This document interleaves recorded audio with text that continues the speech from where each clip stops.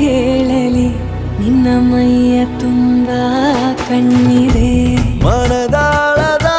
ರಸಮಂಜರಿ ರಂಗೇರಿ ನಿನ್ನ ಕಾದಿದೆ ಬಿಸು ಮಾತಿನ ಪಂದ್ಯಾವಳಿ ಆಕಾಶವಾಣಿಯಾಗಿದೆ ಸಂಜೆಯ ಕೆನ್ನೆಯ ಮೇಲೆ ಬಂದು ನಾಟಿದೆ ನಾಚಿಕೆ ಮುಳ್ಳು ಮನದ ಮಗು ಹಠ ಮಾಡಿದೆ ಮಾಡುವ ಕೊಂಗ